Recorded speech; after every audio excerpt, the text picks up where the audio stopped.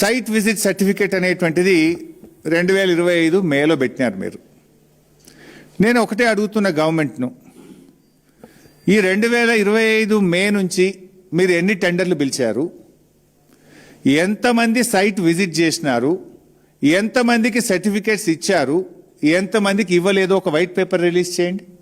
Come on, release the white paper, తెలిసిపోతుంది కదా. ఇప్పుడు ఏం జరుగుతుంది ఇక్కడ, చాలా మంది కూడా సైట్ విజిట్ చేసి మాకు సర్టిఫికేట్లు ఇవ్వట్లేదు అని సింగరేణికి మెయిల్స్ పంపినారు. All mails are open document, అది నువ్వు రిమూవ్ చేసినా పోవాలి.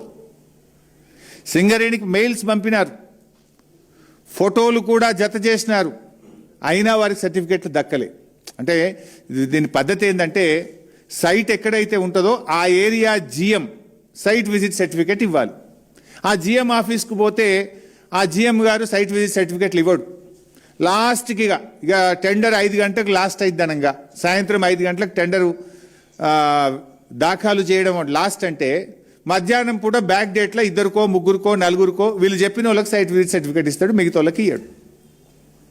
కొంతమంది కాంట్రాక్టర్లు ఆ జిఎం ఆఫీస్ ముందు నిలబడి సెల్ఫీ తీసుకొని, ఇగో నేను సైట్ విజిట్ చేసిన, నేను సింగరేణి జిఎం ఆఫీస్ ముందే సెల్ఫీ తీసుకుంటున్నా, మాకు సైట్ విజిట్ సర్టిఫికేట్ ఇవ్వలేదు, మా టెండర్ను కన్సిడర్ చెయ్యండి, ఇగో ఇదే ప్రూఫ్, నేను సైట్ విజిట్ చేసిన ఫోటో ఇది, సింగరేణి జిఎం ఆఫీస్ ముందు సెల్ఫీ తీసుకున్న ఫోటో ఇది, మరి మాకు సైట్ విజిట్ సర్టిఫికేట్ ఇవ్వడం లేదు, మా టెండర్ను కన్సిడర్ చేయండి అని ఎన్ని మెయిల్స్ వచ్చినాయి.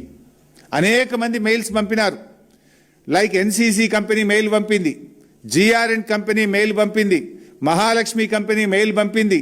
ఇట్లా ఎన్నో కంపెనీలు మాకు సైట్ విజిట్ సర్టిఫికేట్ ఇవ్వట్లేదు, మా పలానా తారీఖు నాడు సైట్ విజిట్ చేసినాము, ఇవో ఇది సైట్ విజిట్ ఫోటో, ఇవో ఇది జిఎం ఆఫీస్ ముందు నిలబడ్డ ఫోటో, జిఎం ఆఫీస్ ముందు తీసుకున్న సెల్ఫీ ఫోటో, మమ్మల్ని కన్సిడర్ చేయండి అని మెయిల్స్ ఎన్ని వచ్చినాయి. ఆ మెయిల్స్ బయట పెట్టండి.